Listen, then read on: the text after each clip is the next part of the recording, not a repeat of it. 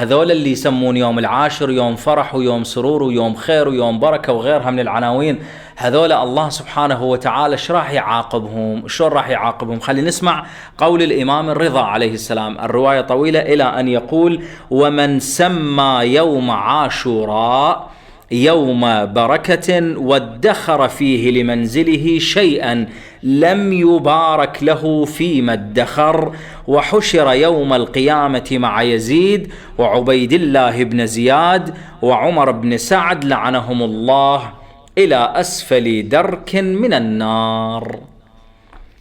العجيب إنه إحنا الآن سنة 2024، يعني اللي كان قبل ما يقدر يقرأ هسه يقدر يقرأ، الكتب متوفرة، كل شيء سهل، بضغطة زر بتليفونك تجيب شكو كتاب تريده، مو إلا تروح تجيب كتب وتدور ببطون الكتب.